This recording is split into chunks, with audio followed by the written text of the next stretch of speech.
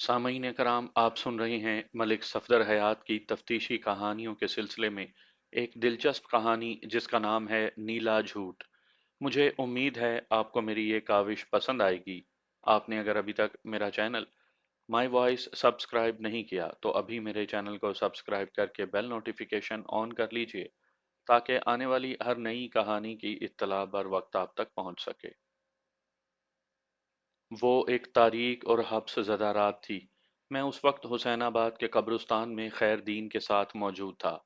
खैरदीन इस कब्रिस्तान का गोरकन था और मैं उसकी एक खौफजदा फरमाइश पर वहां पहुंचा था। रात आधी से ज्यादा गुजर चुकी थी। चारों जानिब गहरी तारीकी और खामोशी थी, जिसमें वक्फे वक्फे से हशरातुल अर्ज की मखसूस आवाज़ें भी सुनने को मिल रही थीं।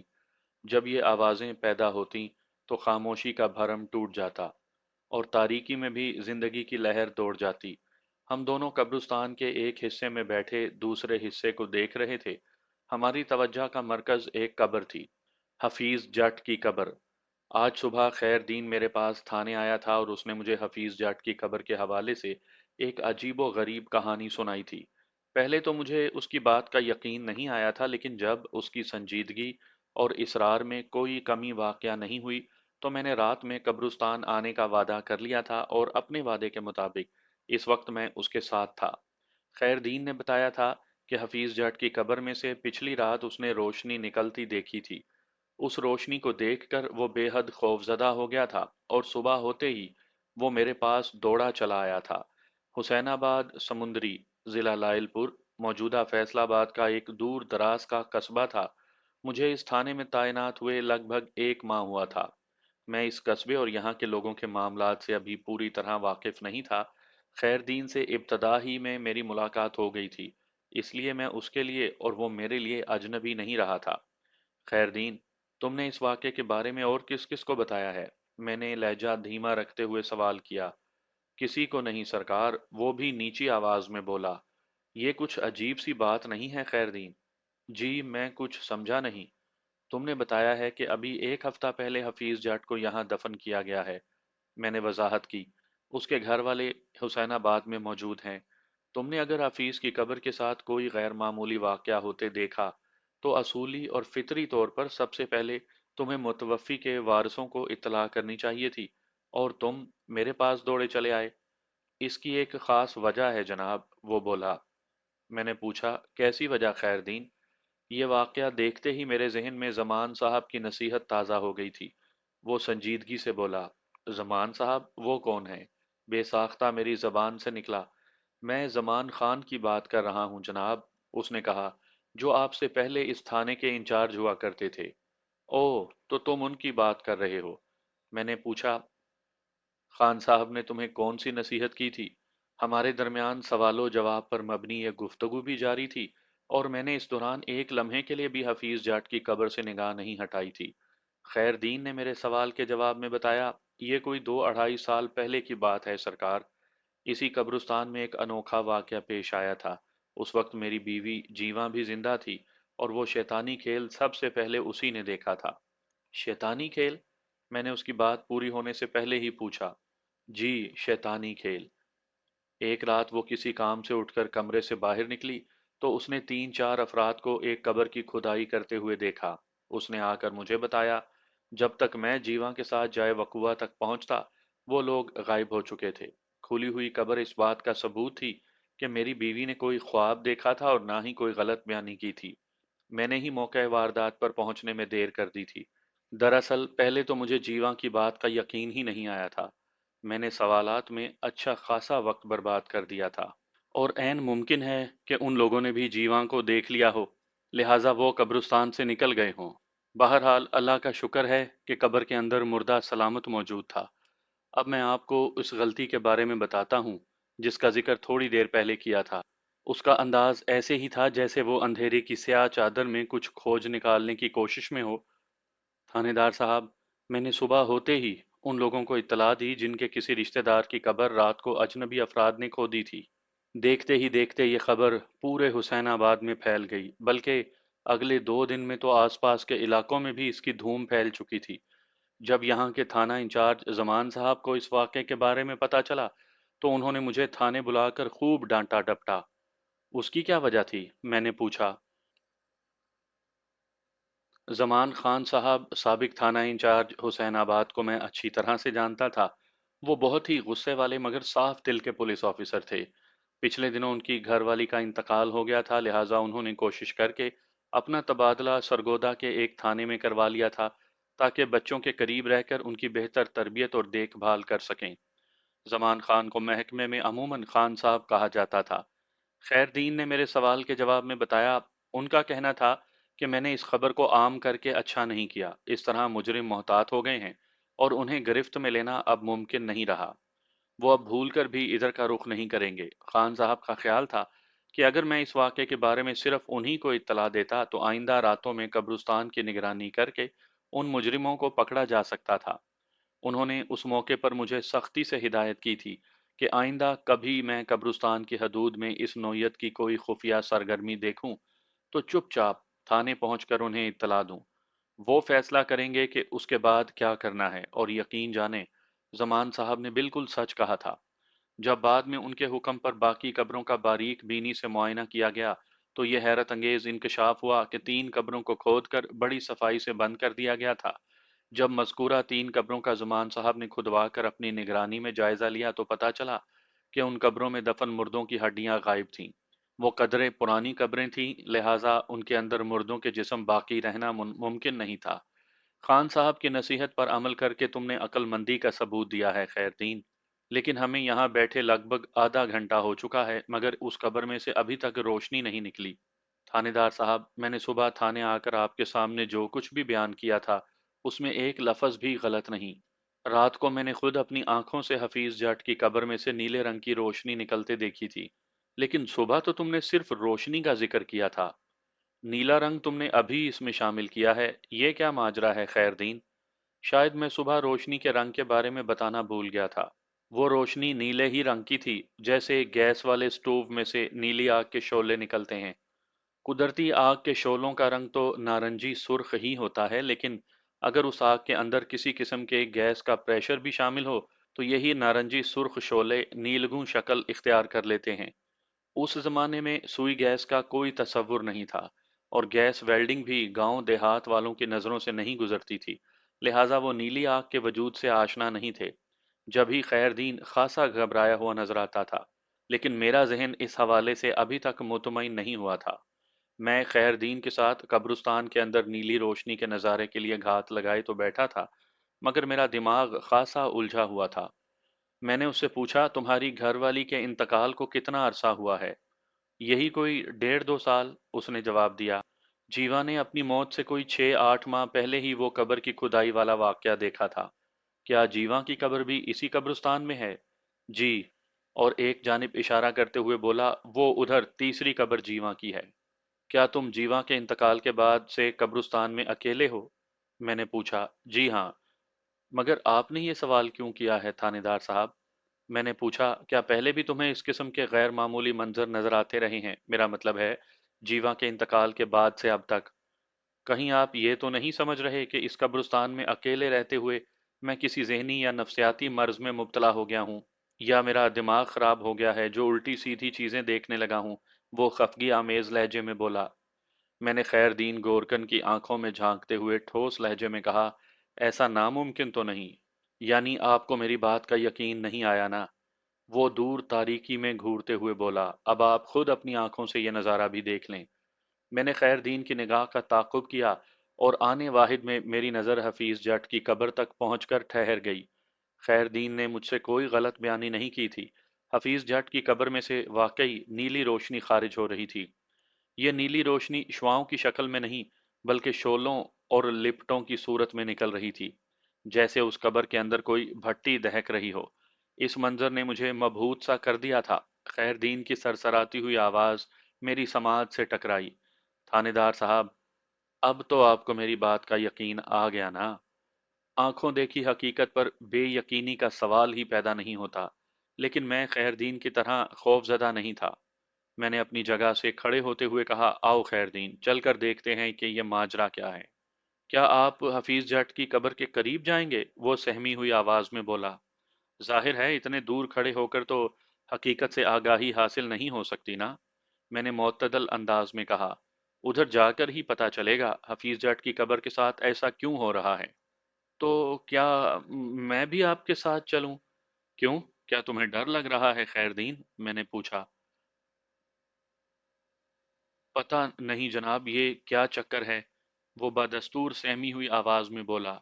ये कोई खतरनाक मामला भी हो सकता है, आप मेरी बात समझ रहे हैं ना? मैंने बड़ी हद तक उसके जहन को पढ़ लिया था, लेकिन फिर भी पूछा, कैसा खतरनाक चक्कर खैरदीन? मसलन कोई हवाई चक्कर, कोई नादीदा मखलूक। वो बोला। शायद तुम्हारा इशारा जिन या भूत की तरफ है। जी थानेदार साहब, ये चीजें वजूद तो रखती हैं ना। कल जब मैंने ये मंजर देखा था तो मैं आगे नहीं आया था, अपने क्वार्टर के दरवाजे पर ही खड़ा रहा था। कब्रिस्तान के एक कोने में गोरकन की रिहाइश के लिए एक कमरा बना हुआ था। खैरदीन ने उसी क्वार्टर का जिक्र किया था। मैंने उसकी सरासीमा हालत के पेश नज़र कहा, खैरदीन अगर तुम्हें डर लग रहा है तो तुम अपने क्वार्टर में जाकर आराम करो। मैं खुद ही जाकर देख लेता हूँ कि हफीज जट की कब्र के साथ क्या मामला है। तो आपको डर नहीं लगता? वो बेयकीनी से मुझे देखने लगा। डर और खौफ को जूता बनाकर मैं अपने पाँव में पहनता हूँ खैरदीन। अगर मैं जिन्हों भूतों और चुड़ैलों से डरने लगा तो फिर हो गई थानेदारी। पुलिस डिपार्टमेंट किसी ओखली की मानिंद है, जब उसमें सर दे दिया तो फिर डंडों से क्या डरना। आप तो बहुत बहादुर पुलिस ऑफिसर हैं। तुम भी कुछ कम दलेर नहीं हो खैरदीन। मैंने उसकी कलाई पकड़ते हुए कहा, आओ मेरे साथ। बादल नखास्ता वो मेरे साथ चल पड़ा। चंद सेकंड या ज्यादा से ज्यादा 1 मिनट के बाद हम हफीज जट की कब्र पर थे। हमारे वहां पहुंचते ही एक अजीब वाकया हुआ, और वो ये कि वो नीली आग धीमे होते होते बुझ गई। अब वो एक आम और नॉर्मल कब्र नजर आ रही थी। मुझे अच्छी तरह याद है, जब हम हफीज जट की कब्र के करीब पहुंच रहे थे तो मैंने किसी इंसान के कराहने की आवाजें भी सुनी थी, जैसे कोई शख्स इंतहाई अजियत के आलम में दाद फरियाद कर रहा हो। लेकिन जैसे ही हम कब्र पर पहुंचे, ये आवाज भी आना बंद हो गई, और इसके साथ ही वो नीली आग भी देखते ही देखते गायब हो गई थी। इस हैरत अंगेज सूरत हाल के पेश नज़र मेरे जहन में जो पहला ख्याल आया वो था अजाब कब्र। मैंने अपने ख्यालात से जब खैरदीन को आगाह किया तो वो अजीब से लहजे में बोला, थानेदार साहब, इस कब्रिस्तान में नेक और बद हर किस्म के इंसानों के जनाजे लाए जाते हैं। मैंने कभी किसी कब्र के साथ ऐसा वाकया होते हुए नहीं देखा। जो बात कभी ना हुई हो, मैंने कहा, इसका मतलब ये नहीं होता कि वो आइंदा भी नहीं होगी। मैंने अपनी पेशा वाराना अंदाज़े ज़िंदगी में अज़ाब कब्र के 2-3 वाक़यात अपनी आंखों से देखे हैं। तुम्हारे लिए ये पहला तजर्बा हो सकता है। खैरदीन अस्बात में गर्दन हिलाकर रह गया। मैंने बदस्तूर गहरी संजीदगी से कहा, जब हम इस कब्र से चंद फुट की दूरी पर थे तो मैंने कब्र के अंदर से किसी इंसान के कराहने की आवाज़ें सुनी थीं। क्या ऐसी कोई आवाज़ तुम्हारी समाज तक भी पहुंची थी? जी थानेदार साहब, मैंने भी कुछ ऐसी ही आवाज़ें सुनी थीं। बस तो फिर ये साबित हो गया कि हफीज जट अजाब कब्र में मुब्तला है, मैंने हतमी अंदाज में कहा। उसको इस हाल में छोड़ देना चाहिए, तुम भी भूल जाओ कि ऐसा कोई मंजर तुम्हारी निगाह से गुजरा है। हम वापसी के लिए मुड़े तो खैरदीन ने पूछा, थानेदार साहब, अब दोबारा तो ये कब्र आग की लपेट में नहीं आएगी ना? इस बारे में मैं तो कुछ नहीं कह सकता खैरदीन। अल्लाह के मामलात का अल्लाह ही को पता है। हमें इन मामलात की तहकीक और जुस्तजू में नहीं पड़ना चाहिए। जब हफीज जट का अजाब खत्म होगा तो ये मामला खुद ही ठंडा पड़ जाएगा। ठीक है जी, वो फर्मा बरदारी से बोला। एक काम तुम्हें यह भी करना है खैरदीन, मैंने कहा, इस किस्से को इधर ही दफन कर दो। किसी से भी इसका जिक्र करने की जरूरत नहीं। ये बात हम दोनों के बीच में ही रहनी चाहिए। उसने मुझे यकीन दिलाया कि वो मेरी हिदायत पर अमल करेगा। मैं तो इस इलाके में नया हूँ, मैंने कहा, यहाँ के लोगों के बारे में मैं अच्छी तरह से नहीं जानता। तुम्हारी सारी जिंदगी हुसैनाबाद के कब्रिस्तान में गुजरी है, लिहाजा हुसैनाबाद के बच्चे बच्चे से तुम वाकिफ होगे। हफीज के बारे में तुम्हारा क्या ख्याल है? जी, मैं कुछ समझा नहीं। मतलब ये कि उस बंदे के आमाल और किरदार कैसा था। अगर मरने के बाद ये अजाब कब्र में मुब्तला है तो यकीनन उससे जिंदगी में कोई बहुत बड़ा गुनाह हुआ होगा। ऐसी तो कोई बात नहीं है जनाब आला। हफीज जट तो बहुत ही नेक और शरीफ इंसान था, नमाज रोजे का पाबंद और इबादत गुजार। हुसैनाबाद में किसी को उससे कोई शिकायत नहीं थी। ये सब अपनी जगह दुरुस्त होगा, मैंने कहा, लेकिन अभी जो मैंने अपनी आंखों से देखा है उसकी तशरीह जब तक नहीं होगी मैं मुतमईन नहीं होऊंगा। अच्छा, तुमने क्या बताया था कि हफीज जट को एक हफ्ता पहले यहाँ दफन किया गया था? जी हाँ, उसकी तदफीन को अभी 8-10 दिन ही हुए हैं। हम बातें करते करते उसके क्वार्टर के पास पहुंच गए थे। मैंने पूछा, तुमने पिछली रात पहली मर्तबा हफीज जट की कब्र में से नीली आग निकलती देखी थी, या पिछले 8-10 दिन में पहले भी ये मंजर देख चुके हो? खैरदीन ने बताया, जी कल रात पहली बार और आज रात दूसरी बार। ठीक है, मैंने कहा। अभी तो सब ठीक हो गया है, कल देखूंगा। इस हवाले से क्या करते हैं? तुम बेफिक्र होकर सो जाओ और इस बात का यकीन रखो कि तुम्हारी जान के लिए खतरे वाली कोई बात नहीं। और अगर दोबारा उस कब्र से आग निकलना शुरू हो गई तो? खैरदीन का खौफ अभी तक पूरी तरह रफा नहीं हुआ था। मैंने कहा, तो निकलने देना। जिसने जो कुछ भी अच्छा बुरा किया है वो उसके सामने तो आना है। वो मुंह से कुछ न बोला, बस असबात में गर्दन हिलाकर रह गया। मैंने उसे सख्ती से हिदायत कर दी कि वो फिलहाल इस वाक़े के बारे में किसी से कोई बात ना करे। उसने मेरी नसीहत पर अमल करने की यकीन दहानी करवाई और मैं कब्रिस्तान से निकलकर थाने आ गया। मैंने जो ये कब्रिस्तान का खुफिया दौरा किया था, इसके बारे में मेरे थाने का अमला कुछ नहीं जानता था। मैं आज हस्बे मामूल थाने से उठकर अपने सरकारी क्वार्टर में आया था और फिर आधी रात के वक्त हस्बे वादा कब्रिस्तान पहुंचा था। मैं जैसे चुपचाप क्वार्टर से निकला वैसे ही खामोशी के साथ वापस अपने बिस्तर पर लेट गया और थक हार कर मैंने नींद की आगोश में सर रख दिया। अगली सुबह बड़ी सनसनीखेज साबित हुई। मैं हस्बे मामूल तैयार होकर थाने पहुंचा तो एक कांस्टेबल ने मेरे कमरे में आकर बताया कि गोरकन सुबह से मेरे इंतजार में बैठा है। मैंने फौरन उसे अपने पास बुला लिया। वो मेरे सामने आकर बैठा तो मैंने पूछा, हाँ भाई खैरदीन, खैरियत तो है ना? मैंने उसके चेहरे पर 12 बजे हुए देख लिए थे। जवाब में उसने बताया, थानेदार साहब, मैं पूरी रात सो नहीं सका। क्यों, क्या हफीज जट को कब्र से दोबारा नीली आग निकलने लगी थी? नहीं जनाब, रात तो ऐसा कुछ नहीं हुआ, लेकिन सुबह जो कुछ मैंने देखा है, उसने आपके पास आने पर मजबूर कर दिया। ऐसा क्या देख लिया तुमने खैरदीन? रात भर तो मैं नीली आग के बारे में सोच सोच कर जागता रहा था। वो अपनी बात की वजाहत करने लगा। सुबह भी मेरे जहन में हफीज जट की कब्र ही का ख्याल था, लिहाजा मैं उजाला होते ही उसकी कब्र पर चला गया। तो जनाब, मैंने देखा कि उसकी कब्र खुली पड़ी है। हफीज जट का कफन और लाश सब कुछ जलकर खाक हो चुका है, और कब्र के अंदर मौजूद हर शय नीले रंग की है। यूं महसूस होता है जैसे नीली आग ने अंदर की हर चीज को जलाकर नीला कर दिया हो। ये वाकई हैरत अंगेज और तवज्जो तलब था। अब इस बात में किसी शको शुबे की गुंजाइश नहीं रही थी कि हफीज जट कब्र के अजाब में मुब्तला रहा था। किसी नेक पारसा और बेगुनाह इंसान का ये हशर कभी नहीं होता। जरूर उस बंदे ने जिंदगी में कोई ऐसा गुनाह किया होगा जिसका ये नतीजा था। चीजें अमूमन जैसी नजर आती हैं, जरूरी नहीं कि वो वैसी ही हों भी। अगर हफीज जट गांव वालों की नजरों में एक नमाजी, परहेजगार और शरीफ इंसान था, तो फिर उसके मुर्दे को अजाब कब्र से क्यों गुजरना पड़ा? मेरी समात में वो अजियतनाक कराहने की आवाज अभी तक ताजा थी, जो पिछली रात मैंने हफीज जट की कब्र के बिल्कुल करीब पहुंचकर सुनी थी। सिर्फ मैंने ही नहीं, बल्कि ये आवाज गोरकन खैरदीन ने भी सुनी थी। तुम कब्रिस्तान में पहुंचो, मैंने खैरदीन की तरफ देखते हुए संजीदगी से कहा। थोड़ी देर में मैं भी आता हूँ। क्या इस वाक़े के बारे में मैं हफीज जट के घर वालों को इत्तला कर दूं? खैरदीन ने पूछा। हाँ जरूर, मैंने कहा। अब इसमें कोई हर्ज नहीं, बल्कि अब तो बताना लाजमी हो गया है। वो मुझे सलाम करके रुखसत हो गया तो मैंने कांस्टेबल मुराद अली को अपने पास बुला लिया। मुराद अली का ताल्लुक मौजा हुसैनाबाद ही से था। उसकी सारी जिंदगी इसी थाने में गुजरी थी और ये लोग पिछली 3 नस्लों से हुसैनाबाद में रह रहे थे। मुराद अली मेरे पास आया तो मैंने उसे बैठने के लिए कहा। जब वो बैठ चुका तो मैंने पूछा, मुराद, तुम हफीज जट को जानते हो ना, जिसका अभी 8-10 दिन पहले इंतकाल हुआ है? आप उसी की बात कर रहे हैं ना? उसने तस्दीक की। मैंने ताइदी अंदाज में गर्दन हिलाते हुए बताया, हाँ, मैं उसी के बारे में पूछ रहा हूँ। जी मलिक साहब, मैं हफीज जट को अच्छी तरह जानता हूँ। वो असबात में सर हिलाते हुए बोला। बल्कि मैं तो हुसैनाबाद के एक एक बंदे को जानता हूँ। फिलहाल मैं हफीज जट के बारे में जानना चाहता हूँ।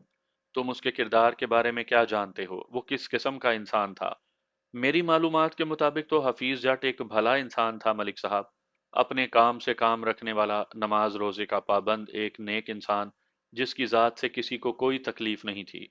मरहूम हफीज जट के बारे में कुछ इसी किस्म के तासुरात का इजहार गोरकन खैर दीन ने भी किया था, और यही बयानात मेरी उलझन का बाइस भी थे।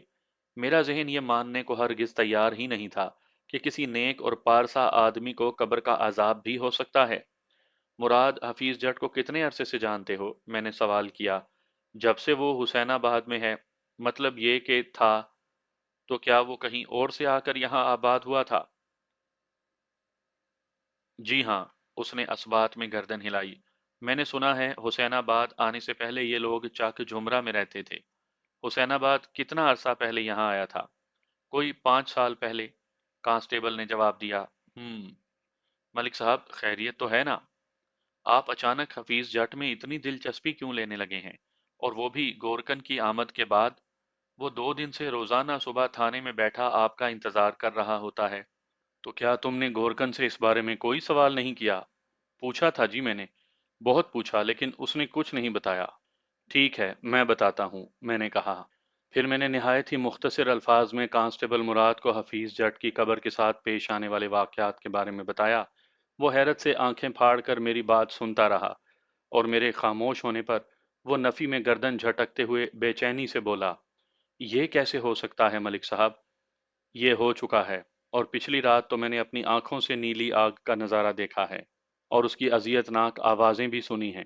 हफीज जट तो बहुत ही नेक बंदा था जनाब। मुझे तो बिल्कुल यकीन नहीं। तुम अभी और इसी वक्त मेरे साथ कब्रिस्तान चलोगे मुराद अली। सब कुछ अपनी आंखों से देखकर शायद तुम्हें यकीन आ जाए। देखते ही देखते हफीज जट को पेश आने वाले वाकयात की खबर मेरे थाने के अमले में सरायत कर गई। मुझे उम्मीद थी कि दूसरी जानिब हुसैनाबाद में भी ये सनसनीखेज खबर जंगल की आग की तरह फैल चुकी होगी, क्योंकि मैंने गोरकन की जबान पर पड़े मसलहत के ताले को अपने हाथों से खोला था। जब मैं कांस्टेबल मुराद अली के साथ कब्रिस्तान पहुंचा तो वहां लगभग 2 दर्जन अफराद हफीज जट की कब्र का नज़ारा बा अल्फाज दीगर कब्र का तमाशा देखने के लिए मौजूद थे। पुलिस की आमद के पेश नज़र कुछ लोग तो खुद ही पीछे हट गए, और कुछ को मुराद अली ने डांट डपट कर पीछे हटा दिया। तो मैं हफीज जट की कब्र के ऐन ऊपर पहुंच गया। फिर मैंने वहां जो कुछ देखा वो इंतहाई इबरतनाक और दिल दहला देने वाला था। गुज़िश्ता रात मैंने इसी कब्र के अंदर से वहशतनाक और पुरसोज आवाज़ें उभरती महसूस की थीं, जैसे किसी इंसान को अजियतनाक अंदाज में निशाना बनाया जा रहा हो, और इसके साथ ही मज़कूरा कब्र को नीली आग के शोलों की लपेट में भी देखा था। और अब, खुदा की पनाह, रात को कब्र आग में जल तो रही थी, मगर वैसे देखने में सही सलामत नजर आती थी, और अब ये मुकम्मल तौर पर खुली पड़ी थी। मुहावरतन इसके लिए कब्र का फटना जैसे अल्फाज इस्तेमाल किए जा सकते थे। कब्र के अंदर की हर शय का रंग नीलगूं दिखाई देता था, हत्ता के अंदर मिट्टी भी गोया नील चढ़ी नजर आ रही थी। हफीज जट की लाश जलकर कोयला बन चुकी थी, और उस पर कफन का नामो निशान नहीं था। अलगर्ज के ये एक इबरत असर और रोंगटे खड़े कर देने वाला मंजर था। वहां मौजूद लोगों में चह में गोइयां जारी थीं। हर शख्स अपनी अपनी समझ और अकल के मुताबिक तबसरा कर रहा था। एक तरफ से आवाज आई। इस आवाज में हद दर्जा हैरत थी। हफीज जट तो अल्लाह का नेक बंदा था, फिर उसकी कब्र के साथ ये सलूक क्यों हुआ? मुझे तो ये कोई साजिश लगती है। कैसी साजिश भाई? दूसरे ने पूछा। मैं समझता हूँ किसी ने गांव वालों को खौफजदा करने के लिए ये चक्कर चलाया है, पहला वजाहत करते हुए बोला। तीसरे ने पूछा, कोई साजिशी शख्स हुसैनाबाद के बासियों को खौफजदा करने की कोशिश क्यों करेगा? ताकि हम लोग कब्रिस्तान से दूर रहें। हम लोग कब्रिस्तान से दूर रहेंगे तो इसमें उसका क्या फायदा? तुम लोगों को 2 साल पहले वाला वाकया तो याद होगा। पहला अपनी बात को साबित करने के लिए पूरा जोर मार रहा था, जब कुछ लोगों ने बड़े पुरस्रार अंदाज में कब्रें खोदकर मुर्दों की लाशें और हड्डियां चुराना शुरू की थी। हाँ हाँ, सब ने असबात में गर्दन हिलाई और बैक ज़बान होकर बोले, उस वाक़े को भला कौन भूल सकता है? मुझे तो ये उसी सिलसिले की कड़ी नजर आती है। पहला गहरी संजीदगी से बोला, हो सकता है कि वो लाश और हड्डी चोर गिरोह दोबारा मुतहर्रिक हो गया हो, वरना तो कोई सोच भी नहीं सकता कि हफीज जट जैसे नमाजी और परहेजगार शख्स की कब्र के साथ ये हशर हो। वो तो अल्लाह का नेक बंदा था। एक जानिब से तीखा बयान आया, नियतों का हाल तो सिर्फ अल्लाह ही जानता है, हम तो सिर्फ इंसान के ज़ाहरी आमाल ही को देखते हैं। हो सकता है हफीज जट अपनी 55 साला जिंदगी में किसी ऐसे गुनाह का मुर्तकिब हुआ हो, जिसकी सजा के तौर पर अल्लाह ने उसे इस अजाब में मुब्तला कर दिया हो। मुझे ये महसूस करने में ज़रा दिक्कत नहीं हुई कि हुसैनाबाद में बसने वाले लोगों की अक्सरियत मरहूम हफीज जट को अल्लाह का नेक बंदा तसव्वुर करती थी। मैंने उस शख्स को बगौर देखा जिसने हफीज जट के खिलाफ इजहार ख्याल किया था। वो एक दुबला पतला शख्स था, उम्र 30 साल के करीब होगी। रंगत गंदुमी और सर के बाल घुंघराले थे। मैंने उस शख्स को अपनी याददाश्त में महफूज करते हुए बाआवाज़ बुलंद कहा, अगर आप लोगों के तबसरे ख़त्म हो गए हों तो मैं भी अपनी कार्रवाई शुरू करूं। सब लोग यकायक खामोश हो गए। मैंने बारी बारी सबके चेहरों का जायजा लेने के बाद सवाल किया, यहाँ पर हफीज जट के घर वालों में से भी कोई मौजूद है? सब लोग मुतलाशी नजरों से एक दूसरे को तकने लगे। फिर एक नौजवान आगे बढ़ा, उसकी उम्र 18 के करीब होगी। उसके साथ ही उससे मिलती जुलती शक्ल का एक और नौजवान निकलकर सामने आया। वो 20 के आसपास था। पहले वाले नौजवान ने तारुफ करवाया, जनाब हम दोनों भाई हैं और ये हमारे अब्बा जी की कब्र है। मैंने पूछा, तुम दोनों के नाम क्या हैं जवानों? मेरा नाम सुल्तान है, निस्बतन छोटे नौजवान ने सीने पर हाथ रखते हुए बताया।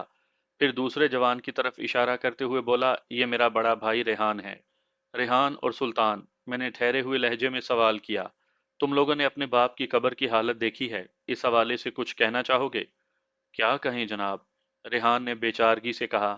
सुल्तान ने मुझे सवालिया नजरों से देखा और बोला, आप हमसे क्या जानना चाहते हैं थानेदार साहब? मुझे ये अंदाजा लगाने में कोई दुश्वारी नहीं हुई कि उनमें बड़ा भाई रेहान तबन सादा था, जबकि छोटा भाई सुल्तान तेज तरार और चालाक नजर आता था। मैंने जवाब दिया, मैं ये जानना चाहता हूँ बरखुरदार कि तुम्हारे वालिद की कब्र के साथ ये सब क्या हुआ है, जबकि कमोबेश हर शख्स की जबान ये गवाही दे रही है कि हफीज जट एक नेक और परहेजगार इंसान था। थानेदार साहब, सुल्तान ने कहा, इस बात में कोई शक नहीं कि अब्बा जी बहुत नेक और इबादत गुजार इंसान थे। वो हमारे लिए निहायत ही मेहरबान और शफीक बाप थे। ऐसे लोगों का ठिकाना जन्नत में होता है। अजाब कब्र का तो सवाल ही पैदा नहीं होता। हम भी यही समझते हैं कि अब्बा जी की कब्र के साथ जो कुछ हुआ वो कोई सोची समझी साजिश है। और जहां तक मंजूर की बकवास का ताल्लुक है, तो इस सिलसिले में मैं यही कहूंगा कि आईने में इंसान को अपना ही चेहरा नजर आता है। मंजूर कौन? मैंने पूछा। मैं उस बंदे की बात कर रहा हूँ थानेदार साहब, वो जो उधर टाली के दरख्त के नीचे खड़ा है, मंजूर फल फरोश। मैंने उधर देखा तो वो उस घुंघराले बालों वाले दुबले पतले और दराज कामत शख्स पर जाकर मेरी नजर रुक गई, जिसने थोड़ी देर पहले हफीज जट के बारे में इजहार किया था। अच्छा, मैंने मायनी खेज अंदाज में गर्दन हिलाई। तो उस बंदे का नाम मंजूर है? जी थानेदार साहब। खुद तो वो कभी मस्जिद में जाने की तौफीक नहीं करता, जो जाते हैं उनका मजाक उड़ाता रहता है। मैं उसके कान खींचूंगा। सुल्तान, अभी जो थोड़ी देर पहले तुमने ये आईने में अपना चेहरा नजर आने वाली बात की है, इसका क्या मतलब है? बात यह है जनाब कि मंजूर फल की तौल में बहुत बड़ी डंडी मारता है। उससे एक सेर फल लो तो 3 साढ़े 3 पाव ही निकलते हैं। जो खुद बेईमान हो उसे दूसरे भी बेईमान ही नजर आते हैं। ये मंजूर कहाँ फल फरोख्त करता है? मैंने पूछा। हुसैनाबाद के मेन बाजार में जनाब, सुल्तान ने बताया। हमारी दुकान के सामने ही फल का ठेला लगाता है। अब्बा जी से 2 3 मरतबा उसकी झड़प भी हो चुकी थी। अच्छा, मैंने संजीदगी से कहा, तुम लोगों की कोई दुकान मेन बाजार में है? जी, हमारी उधर कपड़े की दुकान है। जब अब्बा जी जिंदा थे तो दुकान पर वही बैठते थे। हम दोनों भाई उनका हाथ बटाने चले जाते थे। अब तो सारी जिम्मेदारी हम पर ही आ गई है। मैंने कहा, अब मैं तुम्हारे अब्बा जी की कब्र को बंद करवाना चाहता हूँ, तुम्हें कोई एतराज तो नहीं? बात खत्म करके मैंने बारी बारी दोनों भाइयों की तरफ देखा। नहीं जनाब, हमें कोई एतराज नहीं। रेहान ने पहली मर्तबा इस गुफ्तगू में हिस्सा लिया था। जितनी जल्दी मुमकिन हो आप अब्बा जी की कब्र को बंद करवा दें, खामखा मजाक बन रहा है। सुल्तान ने कहा, लेकिन इसके साथ ही उस शर पसंद को भी गिरफ्तार करके सजा दिलवाने की कोशिश करें जिस शैतान ने हमारी अब्बा जी की कब्र का ये हशर किया है। इस सिलसिले में आप दोनों भाई बेफिक्र हो जाएं, मैंने पूरे एतमाद अंदाज में कहा। मैंने तफ्तीश शुरू कर दी है, इंशाअल्लाह बहुत जल्द मैं उस शख्स को गिरफ्त में लेने में कामयाब हो जाऊंगा। ये बात मैंने महज उन गमजदा भाइयों का दिल रखने के लिए कही थी, वरना मुझे 100% यकीन था कि हफीज जट की कब्र का जो हशर हुआ है उसमें किसी इंसानी हाथ का अमल दखल नहीं। अगर मैंने गुज़िश्ता रात खुद अपनी आंखों और कानों से वो मनाजिर देखे और सुने ना होते, तो शायद मैं भी सुल्तान और रेहान के अंदाज में सोचता। लेकिन अजाब कब्र के जीते जागते सबूत देख लेने के बाद मैं हतमी नतीजे पर पहुंच चुका था, लिहाजा मेरी राय में तब्दीली नहीं आ सकी थी। मैं गोरकन खैरदीन को एक तरफ ले गया और समझाने वाले अंदाज में कहा, इन दोनों भाइयों की निगरानी और मर्जी से हफीज जट की कब्र को अच्छी तरह बंद कर दो, और एक बात का ख्याल रखना कि किसी को इस बात का पता ना चले हमने पिछली रात उस कब्र में क्या देखा था। आप फिक्र ना करें जनाब, वो यकीन दिलाने वाले अंदाज में बोला। मैं हफीज जट की कब्र वाले राज को अपने सीने में दफन कर लूंगा। शाबाश, मैंने कहा। खैरदीन, इसके साथ ही तुम्हें एक काम और भी करना है। कौन सा काम थानेदार साहब? कब्र तो अभी बंद हो जाएगी, मैंने कहा, लेकिन अभी कुछ दिन तक इसकी निगरानी बहुत जरूरी है। कहीं आप भी ये तो नहीं समझ रहे कि हफीज जट की कब्र को किसी ने साजिश का निशाना बनाया है? ऐसा सोचने और समझने का सवाल ही पैदा नहीं होता, मैंने कहा। इस अमर में किसी शक की गुंजाइश नहीं कि हफीज जट अजाब कब्र से दो चार हुआ है। तुम्हें अभी 2-3 रातों तक इस हवाले से हफीज जट की कब्र की निगरानी करना है कि कहीं इस कब्र में से दोबारा नीली आग तो नहीं निकल रही। मेरी बात समझ रहे हो ना? बड़ी चंगी तरह समझ रहा हूँ सरकार। ठीक है, मैंने मुतमईन अंदाज में गर्दन हिलाई। अगर कोई भी गैर मामूली बात महसूस करो तो मुझे इसकी इत्तला जरूर देना। जी बेफिक्र हो जाएं आप, मैंने कहा। अब तुम हफीज जट के बेटों के हस्बे मंशा इस कब्र को बंद करके बिल्कुल वैसे ही बना दो जैसी ये फटने से पहले थी। मैं सुल्तान और रेहान के पास आ गया और बारी बारी उनके चेहरों का जायजा लेते हुए कहा, आप लोगों को परेशान होने की जरूरत नहीं। मैं बहुत जल्द इस राज तक रसाई हासिल कर लूंगा कि आपके अब्बा जी की कब्र के साथ ये अफसोसनाक वाकया क्यों कर पेश आया। मैं किसी वक्त आकर घर तुम्हारी अम्मी से भी इस सिलसिले में बात करूंगा। बख्त बीबी को तसल्ली दिलासा भी देना मेरा फर्ज बनता है। मुझे उनके खानदान की तफसील के बारे में मालूम हो चुका था। हफीज जट की बीवी का नाम बख्त बीबी और बेटी का नाम फरजाना था। दोनों बेटों के नाम मैं पहले बता चुका हूँ। उसके बाद मैं मुराद अली के साथ वापस थाने आ गया। जैसा कि मैं अर्ज कर चुका हूं कि मेरे नज़दीक ये अजाब कब्र का एक संगीन और इबरतनाक वाक़या था, और मैं किसी भी कीमत पर यह मानने को तैयार नहीं था कि किसी शख्स की साजिश के तहत हफीज जट की कब्र को खोलकर उसकी लाश की बेहुरमती की गई हो, क्योंकि मैं पिछली रात खुद अपनी आंखों से उस कब्र को सपुर्दे अजाब देख चुका था। लेकिन यहाँ पर एक अहम सवाल पैदा होता था। सवाल ये था कि अगर हफीज जट अपने किसी गुनाह की पादाश में अजाब कब्र में मुबतला हो भी गया हो, तो इस खुदाई मामले से पुलिस का क्या वास्ता? ये सवाल शायद आप लोगों के जहन में भी आ रहा होगा, और मैंने भी यही सोचा था। जो हुआ सो हुआ। मैं हफीज जट की कब्र को बंद करवाने के बाद इस मामले से अलग हो जाता हूँ, लेकिन पता नहीं क्यों मेरे जहन में इस वाक़े के हवाले से एक चिंगारी मुसलसल हरारत और जलन पैदा कर रही थी। छठी हिस्स बार बार मुझे इस मामले की तहकीक पर मजबूर कर रही थी। मैंने हमेशा पेशे वाराना जिंदगी में अपने अंदर की आवाज़ को नज़रअंदाज नहीं किया। उस आवाज़ ने हमेशा दुरुस्त सिमत में मेरी रहनुमाई की थी।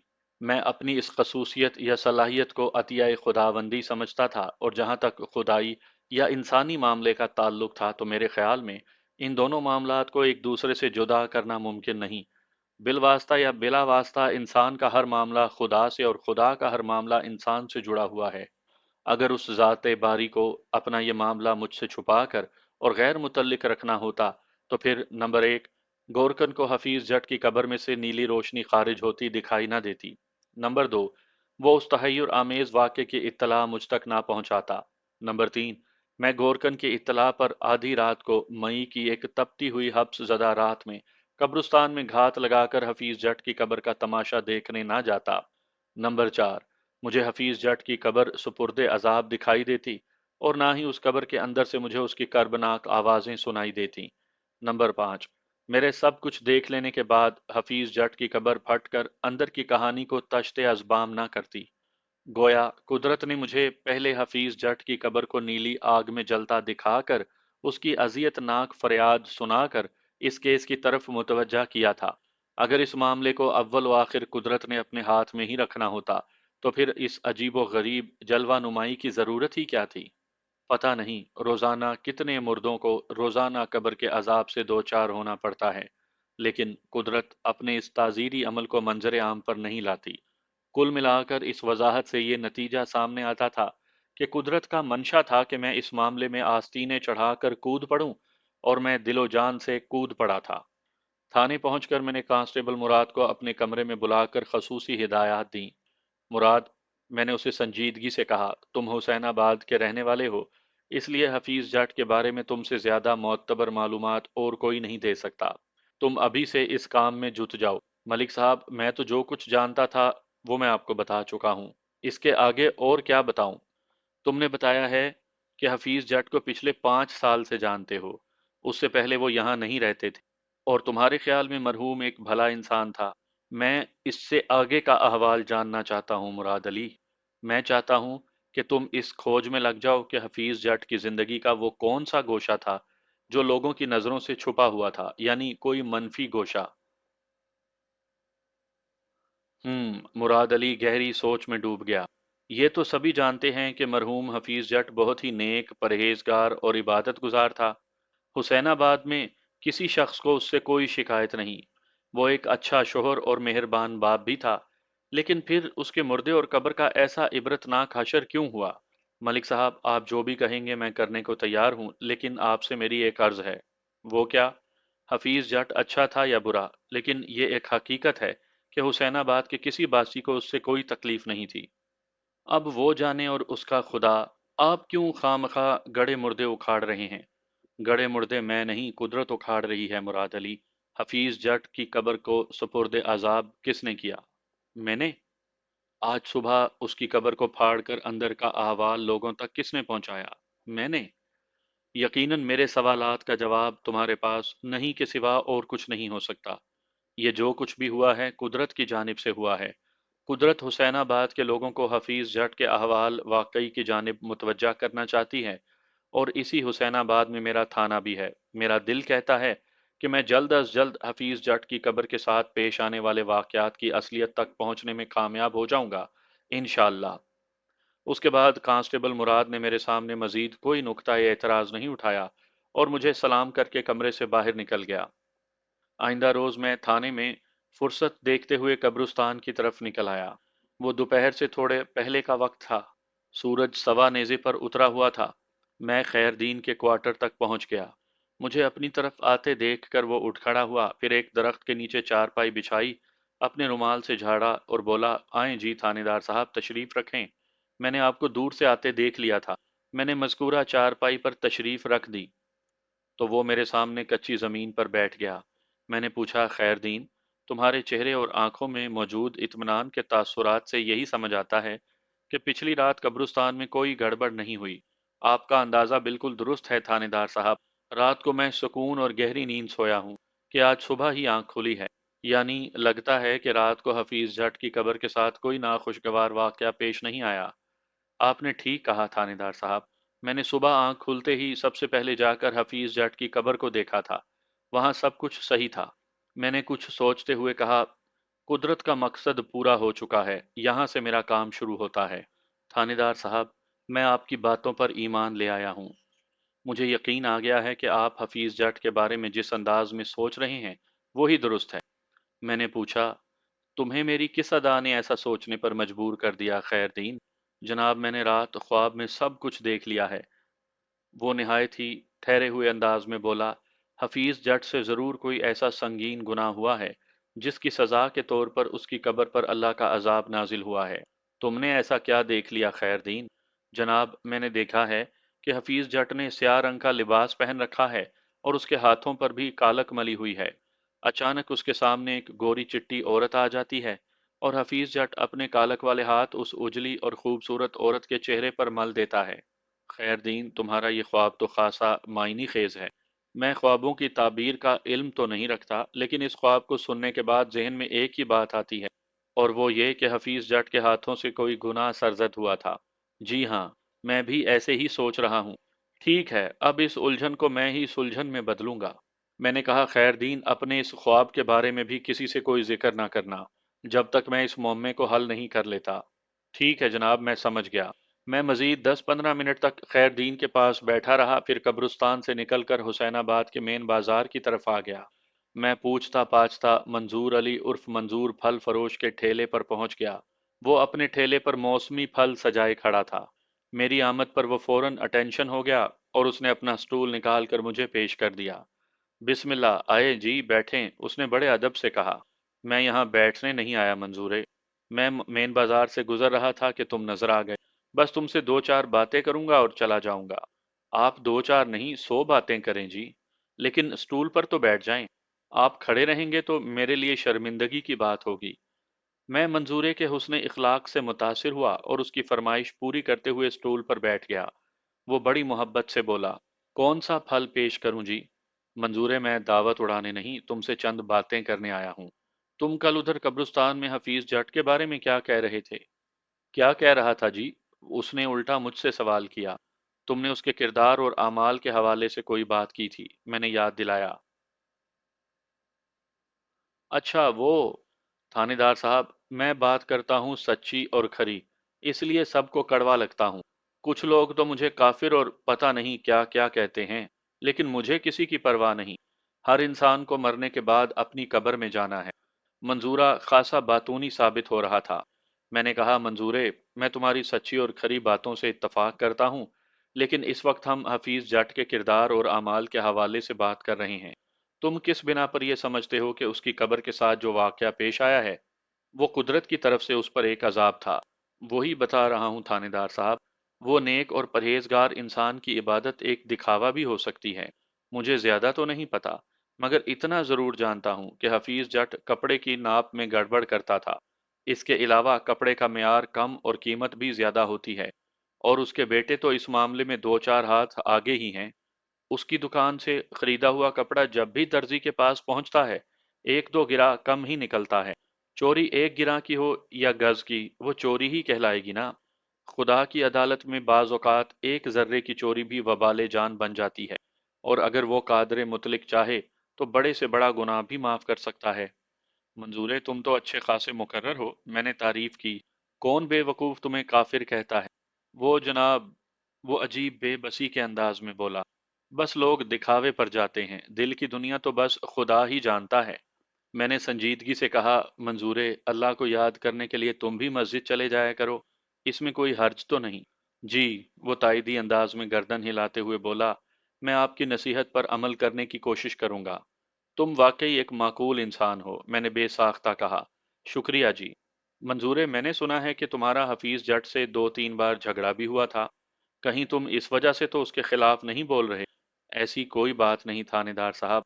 ये एक हकीकत है कि हफीज जट कपड़े की नाप में बेईमानी करता था, और कम कीमत कपड़े के ज्यादा दाम भी वसूल करता था। इसके अलावा कौन कौन से गुनाह के कामों में मुलविस था, ये तो मुझे नहीं पता। उसकी कब्र की हालत को देखकर आप खुद अंदाजा लगा सकते हैं। तुम्हारे बारे में हफीज जट के बेटे सुल्तान से मेरी तफसीली बात हुई है। उसने आपको यही बताया होगा कि मैं नमाज पढ़ने मस्जिद में नहीं जाता, और मैंने उसके बाप से कई बार झगड़ा भी किया है। मेरी बात मुकम्मल होने से पहले ही उसने कहा, यही बात है ना जनाब? ये बात भी है। इसके अलावा भी उसने मुझे तुम्हारे बारे में बहुत कुछ बताया है। क्या कुछ जी? मैंने कहा, सुल्तान का कहना है कि तुम फल को तोलते हुए डंडी मारते हो। तुमसे एक सेर फल खरीदो तो वो 3 पाव से ज्यादा नहीं निकलता, वगैरह वगैरह। ये तो उल्टा चोर कोतवाल को डांटने वाली बात हो गई। ये तो दोनों पार्टियों में कौन सच्चा है और कौन झूठा, ये मैं नहीं जानता। मैंने साफ गोई का मुजाहरा किया। हाँ, मैं इस इलाके का थानेदार बनकर यहाँ आया हूँ, तो चंद रोज में तुम लोगों की हकीकत तक भी पहुंच ही जाऊंगा। चंद रोज तो बहुत ज्यादा हो जाएंगे सरकार। अभी और इसी वक्त क्यों नहीं? उसके अंदाज ने मुझे चौंकने पर मजबूर कर दिया। मैंने बेसाख्ता कहा, क्या मतलब है तुम्हारा? अगर आपका हुक्म हो तो मैं अभी और इसी वक्त खुद को एक ईमानदार फल फरोश साबित कर सकता हूँ। एक ऐसा फल फरोश जिसकी कमाई में एक जर्रा भर भी रिज़्क़ हराम का नहीं। उसके दावे ने मुझे मुतासिर किया। मैंने पूछा, कैसे? आप एक मिनट रुकें। ये कहते हुए वो सामने वाली दुकान की तरफ चला गया। सामने फरीद करियाना स्टोर नामी एक करियाने की दुकान थी। मंजूरा उसी दुकान पर पहुंचा था। मेरे देखते ही देखते वो वापस आया। वो खाली हाथ गया था, मगर अब उसके हाथ में तीन चार बाट नजर आ रहे थे, और ये सब के सब सेर, एक सेर और दो सेर वाले वजन वाले बाट थे, और ये सरकारी मोहर वाले तस्दीक शुदा बाट थे। देखें जनाब, ये तो हैं सरकारी बाट, और ये रहे मेरे बनाए हुए पत्थर के बाट। वो तराजू को उठाते हुए बोला, मैं अभी आपके सामने दूध का दूध और पानी का पानी अलग कर देता हूँ। मैं दिलचस्पी से उसकी कार्रवाई देख रहा था। वो तराजू को फिजा में बुलंद करते हुए बोला, देख लें जनाब, इसके दोनों पलड़े बराबर है ना? मैंने इस बात में गर्दन हिलाई। उसने एक पाव वाले बाट से शुरू किया, और इस मुजाहरे को दो सेर वाले बाट तक ले गया। एक पलड़े में वो तस्दीक शुदा सरकारी बाट रखता, और दूसरे में अपना बनाया हुआ बाट। मुझे ये देखकर हैरत अंगेज खुशी हुई कि मंजूरे के खुद साख्ता बाट वाला पलड़ा थोड़ा सा झुक जाता था, जिसका मतलब था कि मंजूरे का हर बाट तस्दीक शुदा सरकारी बाट से चंद ग्राम ज्यादा वजन का ही था। इस नुमाइशी तजर्बे से फारिग होने के बाद उसने फातिहाना नजर से मुझे देखा और बोला, आप 1 मिनट रुकें, मैं फरीदे के बाट वापस कराऊं, वरना खामखा वो चिल्लाने लगेगा। मेरा जवाब सुने बगैर वो फरीद करियाना स्टोर की जानिब लपक गया। जब वो वापस अपने ठेले पर पहुंचा, तो मैंने तारीफी नजरों से उसकी तरफ देखते हुए खलूसे दिल से कहा, मंजूरे, तुमने अपनी ईमानदारी तो साबित कर दी। अब लगे हाथों ये भी बता दो कि तुमने सरकारी बाट के बजाय ये खुद साख्ता पत्थर के बाट क्यों रखे हैं? जनाब, बात दरअसल ये है, कुछ अरसा पहले मेरे ठेले पर से किसी नामुराद चोर ने सारे बाट चुरा लिए। मैं उन्हें ढूंढूं भी तो कहाँ ढूंढूं? सब बाट एक ही जैसे तो होते हैं, किसी पर किसी का नाम तो नहीं लिखा। मैंने अपना काम चलाने के लिए फौरी तौर पर पत्थर के ये बाट तैयार कर लिए। जब मेरा समुंदरी की तरफ जाना होगा तो वहां से अपने लिए नए सरकारी तस्दीक शुदा बाट खरीद लाऊंगा। जब तक मैं इन्हीं पत्थर के बाटों से गुजारा चलाऊंगा, क्योंकि मेरा दिल और ज़मीर मुतमईन है। और जहां तक सुल्तान के इल्ज़ाम का ताल्लुक है, ये लोग मुझसे फल खरीदते रहे हैं और कभी इन्हें मुझसे कोई शिकायत नहीं हुई थी। जब से हफीज जट के साथ मेरा 2-3 मरतबा झगड़ा हुआ है ना, इनके तेवर बदल गए हैं। इन्हें मुझ में और मेरे नाप तोल में कीड़े नजर आने लगे हैं। हफीज जट से तुम्हारा झगड़ा किस बात पर हुआ था? मैं पूछे बिना न रह सका। बहुत मामूली सी बात थी थानेदार साहब। पिछले दिनों मैं गंडेरियां बेच रहा था। आप तो जानते हैं कि गंडेरियां बेचने वाले को अपने साथ एक बाल्टी में पानी भरकर भी रखना पड़ता है, और ये पानी वाली बाल्टी अमूमन ठेले के साथ लटकती रहती है। हाँ, मैंने ऐसी बाल्टी गंडेरियां बेचने वालों के पास देखी है, मैंने कहा। मैं शाम से पहले जब अपना काम खत्म करके घर की तरफ जाने लगता, तो बाल्टी के पानी को धूल उड़ाते इस बाजार में छिड़क जाता था, और मेरी इसी हरकत से हफीज जट को तकलीफ पहुंचती थी। मैं उन दिनों जट क्लॉथ मर्चेंट के बिल्कुल सामने ठेला लगाता था। हफीज जट का ख्याल था कि धूल मिट्टी उड़ाकर उसकी दुकान में रखी बजाजी को गंदा करने की कोशिश कर रहा हूँ। उस उल्टे दिमाग के बंदे के साथ मैं रोज रोज तू तू मैं नहीं कर सकता था। लिहाजा मैंने अपने ठेले की जगह ही बदल दी। बस इतनी सी बात है थानेदार साहब। ठीक है मंजूरे, मैं स्टूल से उठ खड़ा हुआ। अब तुम मजे से फल बेचो और मैं चलता हूँ। सिर्फ 1 मिनट थानेदार साहब। उसने तराजू के एक पलड़े में 2 सेर का बाट रखा और दूसरे पलड़े में चुन चुन कर आम चढ़ाने लगा। फिर 2 सेर आम तोल कर उसने एक थैले में डाले और मजकूरा थैले को मेरी जानिब बढ़ाते हुए बोला, पाकिस्तान के किसी भी तराजू में जाकर तोल लें थानेदार साहब।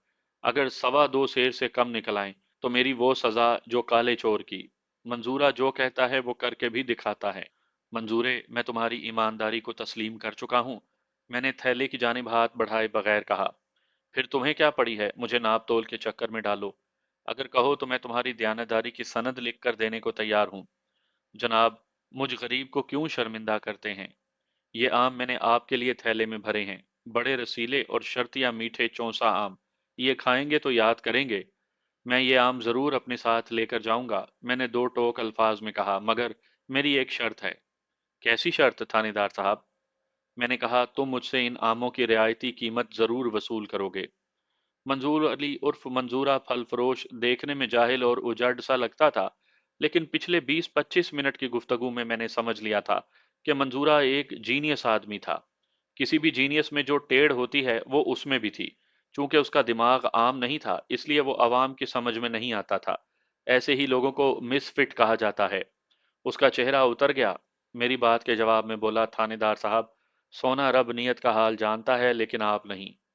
मैं ये बात मानता हूँ, मेरे लहजे में उलझन थी, मगर नियत के हाल का इन 2 सेर आमों से क्या ताल्लुक? बहुत गहरा ताल्लुक है सरकार। मैंने खलूसे दिल से ये आम आपको तोहफे में पेश किए हैं थानेदार साहब, और तोहफे की कोई कीमत नहीं होती, ना ही उससे इनकार को अच्छा तसव्वुर किया जाता है। दूसरे मायनों में ये तोहफा देने वाले की ज़ात की नफ़ी होती है, उसकी तहकीर होती है। उस देहाती मंजूरे ने मुझे क्लीन बोल्ड कर दिया था। मेरे नज़दीक मंजूरा बहुत से अल्लाह वालों से ज़्यादा बेहतर अंदाज में अल्लाह की ज़ात का शऊर रखता था। हो सकता है कि आपकी राय मुझसे मुख्तलिफ हो। बहरहाल आप इख्तलाफ राय का हक रखते हैं। मैंने मंजूरे के तोहफे को दिलो जान से कबूल करते हुए पूछा, तुम ख्वाब वगैरह भी देखते हो? وہ اس اچانک اور غیر متعلق سوال پر چونک کر مجھے دیکھنے لگا۔ میں نے وضاحت کی، اتنا حیران ہونے کی ضرورت نہیں، بس میں نے ایسے ہی پوچھ لیا۔ تمہیں خواب وغیرہ بھی آتے ہوں گے؟ جی ہاں، خواب آتے رہتے ہیں، مگر اکثر اوٹ پٹانگ ہی ہوتے ہیں۔ کبھی کبھار ہی کوئی خواب ذہن میں اٹکتا ہے اور سوچ کو پریشان کر دیتا ہے۔ پھر تم اس الجھن سے کیسے نکلتے ہو؟ جناب، اگر مجھے کسی خواب سے کوئی الجھن ہونے لگتی ہے تو میں مولوی صاحب کے پاس چلا جاتا ہوں۔ وہ میری الجھن دور کر دیتے ہیں اور میں سکون سے گھر آ جاتا ہوں۔ مولوی صاحب کون؟ میں پوچھے بنا نہ رہ سکا۔ میں مولوی عمر دین کی بات کر رہا ہوں جی، اس نے بتایا۔ مولوی صاحب حسین آباد کی مسجد کے پیش امام ہیں۔ تمہارا بھی جواب نہیں منظور ہے؟ نماز کے لیے تو تم مسجد کا رخ کرتے نہیں، اور خواب کی تعبیر پوچھنے فوراً مولوی صاحب کے پاس پہنچ جاتے ہو۔ جناب، اب ایسا بھی نہیں کہ میں بالکل ہی بے نمازی ہوں۔ ٹھیک ہے، میں مسجد میں نہیں جاتا، لیکن جب جی چاہتا ہے نماز پڑھتا ہوں۔ جی چاہتا ہے کیا مطلب؟ کیا تمہیں نہیں پتا کہ نماز ایک فرض عبادت ہے؟ جانتا ہوں جی، اس نے اپنے سینے پر ہاتھ رکھتے ہوئے کہا۔ تڑپ یہاں سے اٹھتی ہے تو میں بے اختیار خود کو اللہ کے حضور جھکا دیتا ہوں۔ ایسی نماز میں وہ مزہ آتا ہے کہ میں بیان نہیں کر سکتا۔ یہ دنیا کو دکھانے کے لیے انتہائی بد دلی کے ساتھ نماز کی خانہ پوری مجھے بالکل پسند نہیں۔ ہاں، آپ دعا کریں کہ دن میں 5 وقت میرے دل میں اس کی جانب رجوع کی تڑپ پیدا ہو جائے، تو پھر آپ مجھے پانچوں وقت مسجد میں باجماعت نماز ادا کرتے پائیں گے۔ ٹھیک ہے، میں نے تہہ دل سے کہا، میں تمہارے لیے دعا ضرور کروں گا۔ پھر میں اسے ہاتھ ملا کر رخصت ہو گیا۔ جٹ کلاتھ مرچنٹ میرے راستے میں پڑتا تھا۔ میں نے سوچا واپسی سے پہلے ذرا ادھر بھی جھانک لوں۔ میں نے دکان میں قدم رکھا تو دونوں بھائیوں نے بڑے اتفاق سے میرا استقبال کیا۔ پیچھے کسی جگہ میں اس بات کا ذکر کر چکا ہوں کہ ان دونوں بھائیوں میں چھوٹا بھائی سلطان خاصا تیز ترار تھا، جبکہ بڑا بھائی ریحان خاموش طبع اور سیدھا سادہ تھا۔ مجھے دکان میں داخل ہوتا دیکھ کر سلطان نے آنکھوں ہی آنکھوں میں ریحان کو کوئی اشارہ کیا اور وہ دکان سے باہر نکل گیا۔ میں سلطان سے بات کرنے لگا۔ میں نے پوچھا، تم لوگوں نے آج قبرستان کی طرف چکر لگا کر اپنے ابا جی کی قبر کا جائزہ تو لیا ہوگا؟ نہیں جی، وہاں سب ٹھیک ٹھاک تو ہے نا؟ ہاں ہاں، سب ٹھیک ہے۔ میں نے کل ہی سے تفتیش کا آغاز کر دیا ہے۔ مجھے امید ہے بہت جلد میں اس فتنہ پرور شخص کو گرفتار کرنے میں کامیاب ہو جاؤں گا جس نے حفیظ جٹ کی قبر کے ساتھ وہ سنگین مذاق کیا تھا۔ اسی لمحے ریحان واپس آ گیا۔ اس کے ہاتھ میں ٹھنڈی ٹھار بوتل دیکھ کر چونک پڑا۔ سلطان نے بڑے بھائی سے کہا، ریحان، بوتل تھانے دار کو پیش کرو۔ یہ کتنی گرمی میں آئے ہیں؟ سچی بات تو یہ ہے کہ مجھے اس وقت شدید پیاس محسوس ہو رہی تھی، لیکن اخلاقاً میں نے کہہ دیا، یہ تکلف کیوں کیا؟ میں نے تھوڑی دیر پہلے ہی لسی پی تھی۔ تھانے دار جی، اگر آپ نے 3 4 گلاس لسی بھی پی ہو تو وہ تو پسینہ بن کر آپ کے وجود سے خارج ہو چکی ہوگی۔ آپ پچھلے آدھے گھنٹے سے اس بکواسی منظورے کے ساتھ مغز ماری کر کے آ رہے ہیں۔ میں نے چونک کر اس کی طرف دیکھا تو گویا یہ شاطر میری نگرانی کر رہا تھا۔ میں نے ٹھہرے ہوئے لہجے میں کہا، ابھی بتایا ہے نا، میں نے کل ہی سے تفتیش شروع کر رکھی ہے۔ تم نے قبرستان میں کل منظورے کے حوالے سے جن خیالات کا اظہار کیا تھا، اس کی روشنی میں یہ بندہ بھی میری نظر میں ہے۔ میں اسی سلسلے میں منظورے سے پوچھ گچھ کر رہا تھا۔ پھر آپ کو کوئی اہم بات پتہ چلی؟ اور ساتھ ہی اس نے ٹھنڈی بوتل کو میرے ہاتھ کے قریب کرتے ہوئے کہا، یہ کوئی تکلف نہیں، ہماری محبت ہے تھانے دار صاحب۔ اسے حلق سے نیچے اتاریں ورنہ ہاتھ میں پکڑی پکڑی گرم ہو جائے گی۔ ابھی تو ہم نے آپ کو کوئی گفٹ وغیرہ بھی دینا ہے۔ گفٹ؟ میں نے ٹھنڈی بوتل پکڑتے ہوئے پوچھا، وہ کس سلسلے میں سلطان؟ جناب، تحفے کے تبادلے کے لیے کسی سلسلے کا ہونا ضروری تو نہیں۔ آخر آپ نے منظورے سے آموں کا تحفہ بھی تو لیا ہے نا؟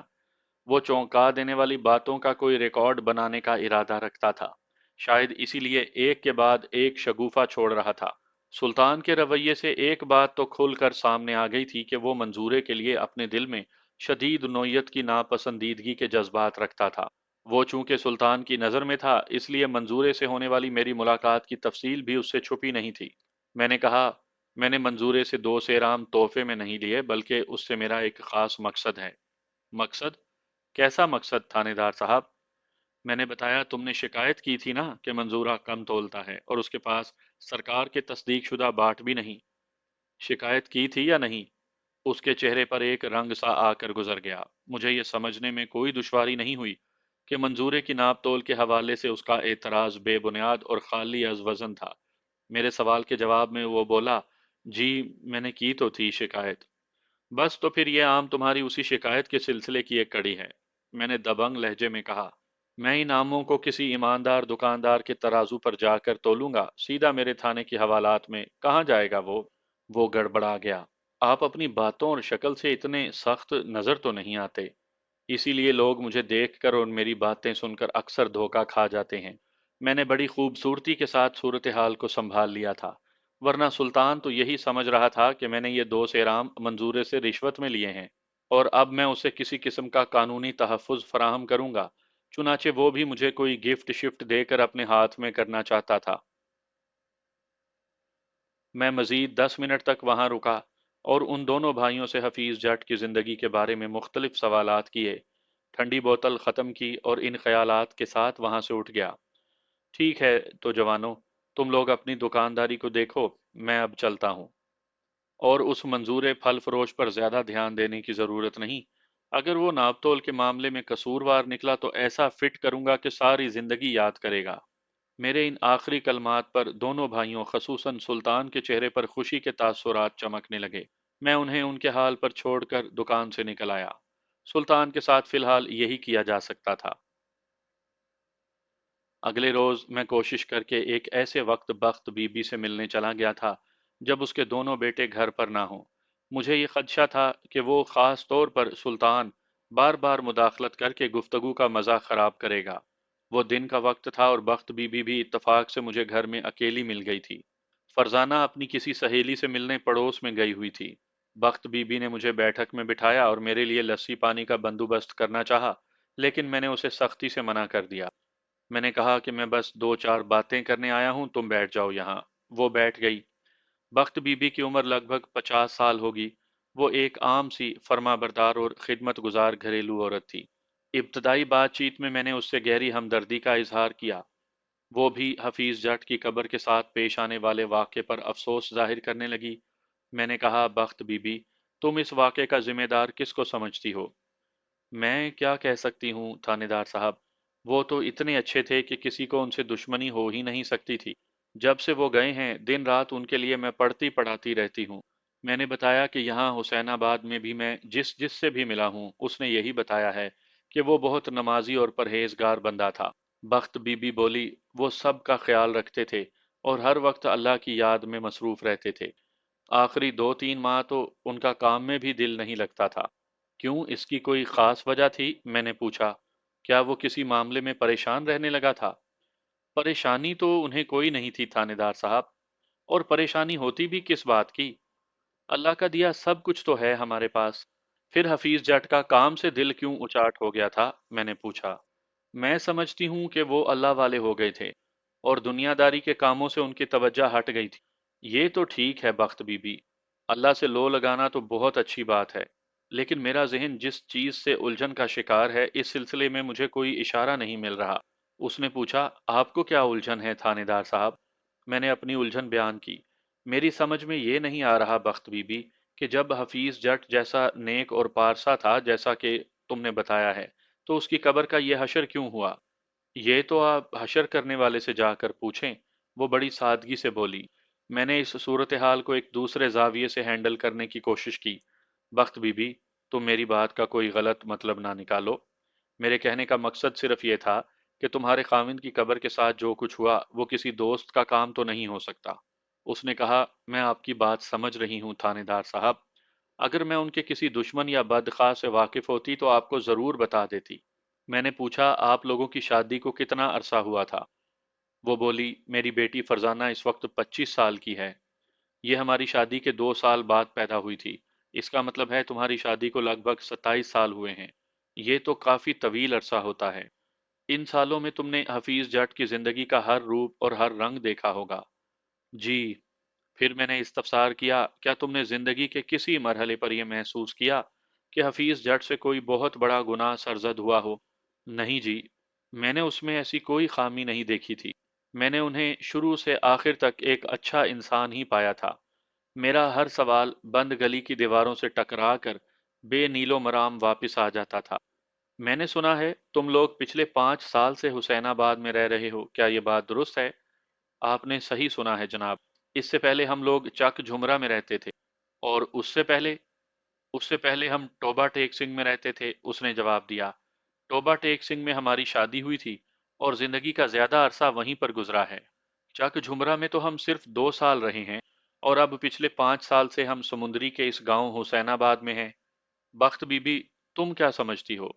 अगर हुसैनाबाद में नहीं तो क्या चक झुमरा या टोबा टेक सिंह में भी हफीज जट का कोई दुश्मन नहीं था? मैं समझती हूँ नहीं था, उसने दो टोक अल्फाज में जवाब दिया। और अगर बिल फर्ज महाल कोई था भी तो मेरे इल्म में नहीं। मैंने पूछा, क्या चक झुमरा और टोबा टेक सिंह में भी हफीज जट कपड़े की दुकान ही चलाता था? नहीं जी, कपड़े की दुकान तो उन्होंने इधर हुसैनाबाद में आकर की थी। चक झुमरा में हमारी परचून की दुकान थी और टोबा टेक सिंह में तो अपनी जमीन थी, 10 किले, यानी 10 एकड़। उधर ये बाप बेटे मिलकर खेती बाड़ी करते थे। अपनी 10 एकड़ जरई अराजी टोबा टेक सिंह में छोड़कर आप लोग चक झुमरा क्यों चले आए थे? कहाँ जमींदारी और कहाँ परचून की दुकान। हम टोबा टेक सिंह वाली जमीन छोड़कर नहीं बल्कि फरोख्त करके चक झुमरा आए थे, उसने बताया। वो कहते थे कि टोबा टेक सिंह और खेती बाड़ी में दिल नहीं लगता, कहीं और जाकर रहेंगे। फिर हम चक झुमरा चले गए। फिर चक झुमरा में भी हफीज जट का दिल नहीं लगा और तुम लोग हुसैनाबाद आ गए। मैंने पूछा यहाँ आकर क्या उसका दिल लग गया था? शुरू में तो मुझे यही महसूस हुआ था कि यहाँ उनका जी लग गया है, उसने बताया। लेकिन फिर वो कुछ बेचैन से हो गए थे और आखिरी दिनों में तो बिल्कुल अल्लाह वाले हो गए थे। तो टोबा टेक सिंह में बेचैन हुआ तो चक झुमरा चला गया। फिर जब वहां भी उसे करार ना आया तो वो यहाँ हुसैनाबाद में आकर आबाद हो गया। कभी तुमने अपने खाविंद की इस बेचैनी और बेकरारी का सबब जानने की कोशिश की थी, बख्त बीबी? मैंने तो कई बार उनसे पूछा था लेकिन उन्होंने कभी मुझे कुछ नहीं बताया। जब से वो गए हैं मैंने ख्वाब में भी उन्हें परेशान ही देखा है। क्या मतलब? मैं चौंक उठा। वो वजाहत करने लगी। अपने इंतकाल के बाद वो 5-6 रात तक मुसलसल मेरे ख्वाब में आते रहे। मैंने उन्हें बहुत परेशान और आजुर्दा देखा है। क्या पिछली 2 रातों से हफीज जट तुम्हारे ख्वाब में नहीं आया? उसने नफी में गर्दन हिलाते हुए जवाब दिया, जी नहीं। बख्त बीबी का जवाब मेरे ख्यालात को तकवीयत देने के लिए काफी था। मुझे अपनी सोच पर और ज्यादा पुख्ता यकीन हो गया था। गोया हफीज जट 101% अजाब कब्र में मुब्तला था और कब्र फट जाने के बाद उसका जमीनी अजाब खत्म हो गया था। आगे उसके साथ क्या सलूक होने वाला था ये तो अल्लाह ही बेहतर जानता था। मैं सोच रहा था और बख्त बीबी मुझे सोचते हुए देख रही थी। मैंने उससे कहा, अब तुम बिल्कुल पुरसकून हो जाओ बख्त बीबी। हफीज जट अब तुम्हारे ख्वाब में नहीं आएगा और अगर आएगा भी तो वो तुम्हें परेशान और आजुर्दा नहीं नजर आएगा। मैं समझता हूँ कि उसका मुश्किल वक्त गुजर चुका। अल्लाह आपकी ज़बान मुबारक करे थानेदार साहब। मैंने कहा, एक बात तो बताओ बख्त बीबी, तुम लोगों ने अभी तक अपने बच्चों में से किसी की शादी क्यों नहीं की? बहुत कोशिश की है जी लेकिन कोई रिश्ता ही नहीं आता। मुझे सबसे ज्यादा फिक्र फरजाना की है। पूरे 25 साल की हो गई है माशाल्लाह, खूबसूरत और जवान है, फिर भी पता नहीं उसकी किस्मत को क्या हो गया है।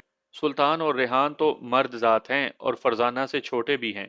बस किसी तरह फरजाना अपने घर की हो जाए तो मुझे भी सुख की सांस लेना नसीब हो।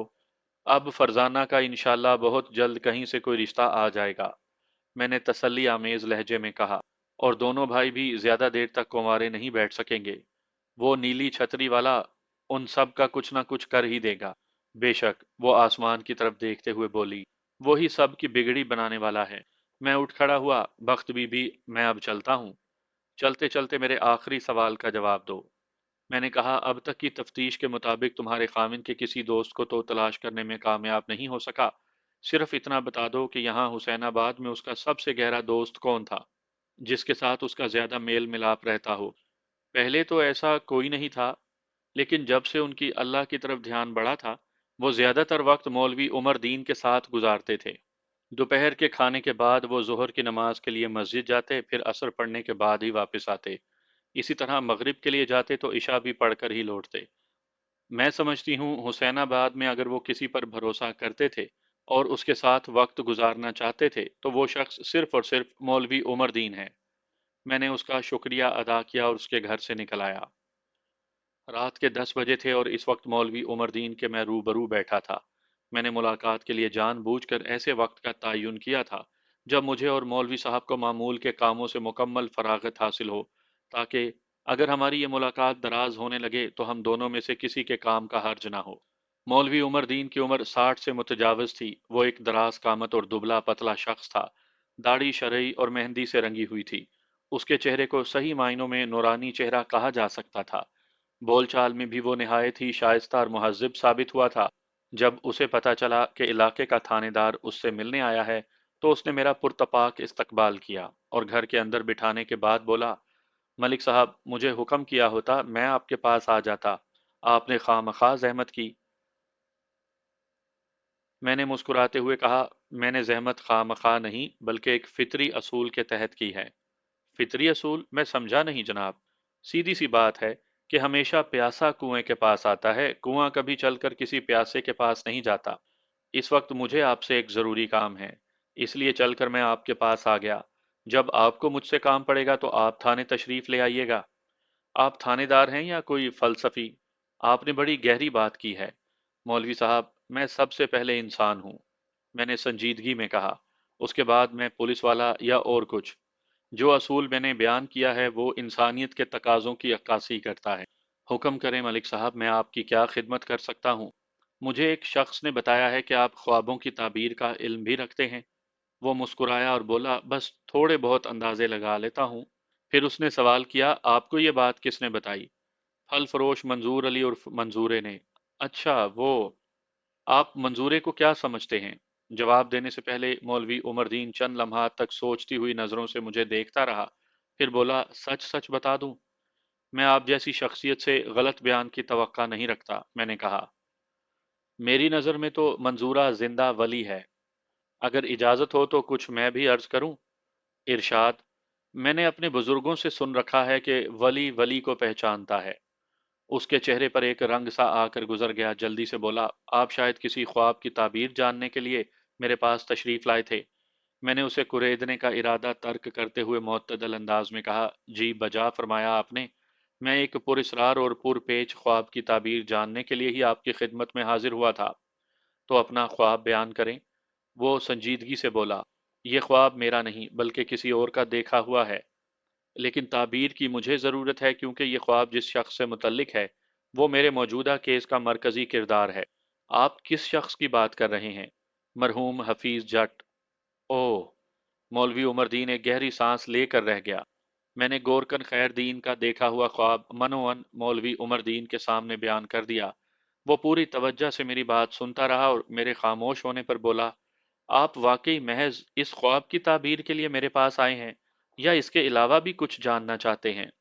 मैं इस अमर की तस्दीक के बाद कि हुसैनाबाद में हफीज जट सबसे ज्यादा आपके करीब था, यहाँ आपसे मिलने आया हूँ। अब आप उसके बारे में जितना भी बताना चाहें ये आप पर मुनहसिर है। मैं हफीज जट के हवाले से एक मखसूसी और अटल सोच रखता हूँ जो किसी भी सूरत में तब्दील नहीं हो सकती।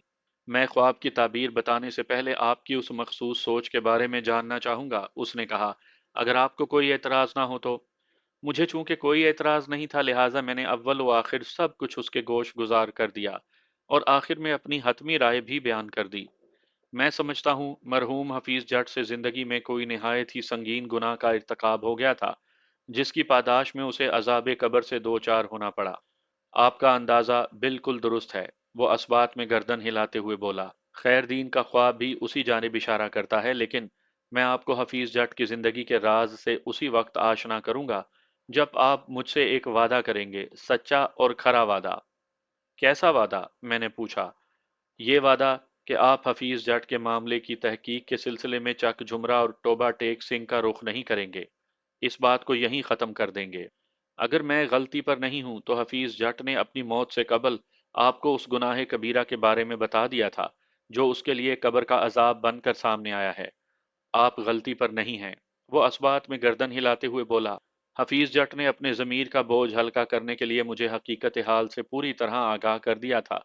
अगर आपकी जगह कोई और शख्स मुझसे यही सवाल करता तो यकीन करें मैं उसे कुछ भी ना बताता। हफीज जट का एतराफ़ गुनाह एक राज की तरह मेरे पास अमानत है, लेकिन मैं समझता हूँ कि आप एक समझदार, बुर्दबार और जिम्मेदार पुलिस ऑफिसर हैं। आपके साथ इस राज को शेयर करने में कोई हर्ज नहीं। आप इस मामले की नज़ाकत को समझते हुए इस बात को यहीं ख़त्म कर देंगे। मैं आपके हस्बे मंशा वादा करता हूँ, मैंने कहा। आइंदा 15 मिनट में मौलवी उमर दीन ने मुझे हफीज जट के बारे में जो कुछ बताया मैं उसका खुलासा आपकी खिदमत में पेश करता हूँ ताकि میرے ساتھ ساتھ کہانی کے اختتام پر آپ بھی حفیظ جٹ کے گناہ سے واقف ہو جائیں اور عبرت پکڑیں کہ انسان کو زندگی میں احتیاط کے دامن کو ہمیشہ مضبوطی سے تھام کر رکھنا چاہیے۔ یہ واقعہ اس وقت پیش آیا تھا جب حفیظ جٹ ٹوبہ ٹیک سنگھ میں ہوتا تھا۔ وہ شادی شدہ تھا، 3 بچوں کا باپ تھا، لیکن اس کے قدم ڈگمگا گئے۔ غزالہ نامی ایک لڑکی اس کی زندگی میں چپکے سے داخل ہوئی اور پھر دیکھتے ہی دیکھتے اس کے حواس پر چھا گئی۔ حفیظ جٹ اس کے ساتھ اتنا آگے چلا گیا کہ واپسی کا راستہ نہ رہا۔ غزالہ نے اپنا تن من نچھاور کرنے کے بعد حفیظ جٹ سے شادی کا مطالبہ کیا، کیونکہ شادی کے وعدے پر ہی غزالہ نے تمام اخلاقی اور شرعی حدود پھلانگتے ہوئے حفیظ جٹ کی نفسانی خواہش پوری کی تھی۔ غزالہ کے مطالبے نے حفیظ جٹ کو پریشان کر دیا اور وہ فرار کی راہیں تلاش کرنے لگا۔ غزالہ خاصی جذباتی اور بزدل لڑکی ثابت ہوئی۔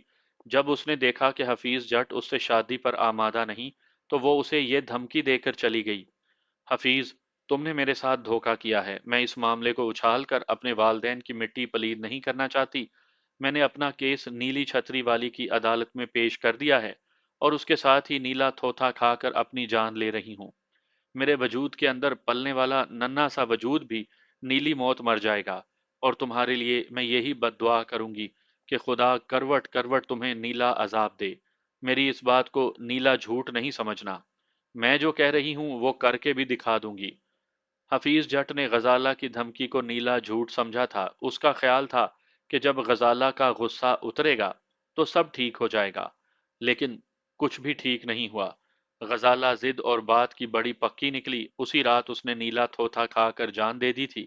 حفیظ جٹ کے علاوہ کوئی اس کی موت کے سبب سے واقف نہیں تھا، لہٰذا اس کی طرف ایک بھی انگلی نہ اٹھی، مگر اس کا ضمیر اندر سے اسے کچوکے لگانے لگا۔ وہ غزالہ کی موت کی حقیقت سے بخوبی آگاہ تھا، اور یہی اس کی بے چینی اور بے قراری کی وجہ تھی۔ وہ ٹوبہ ٹیک سنگھ سے چک جھمرا پہنچا اور پھر سمندری کے اس گاؤں حسین آباد میں آ کر آباد ہو گیا، مگر ضمیر کی خلش نے ہر جگہ اس کا تعاقب کیا، اور بالآخر مجبور ہو کر اس نے مولوی عمر دین کو اپنے راز میں شریک کر لیا تھا۔ اس کے چند ماہ کے بعد ہی وہ اس دار فانی سے اٹھ گیا۔ حفیظ جٹ کی قبر کے ساتھ جو بھی واقعہ پیش آیا تھا وہ غزالہ کی بد دعا کا نتیجہ تھا۔ حفیظ جٹ اس کے کہے کو نیلا جھوٹ سمجھا تھا، جبکہ وہ سنجیدہ تھی۔ اس قسم کے واقعات انسان کی آنکھیں کھولنے کے لیے منظر عام پر آتے ہیں، لیکن بہت کم لوگ ایسے ہیں جو ان سے سبق حاصل کرتے ہیں۔ اکثر لوگ تو انہیں حفیظ جٹ کی طرح نیلا جھوٹ جان کر آگے بڑھ جاتے ہیں۔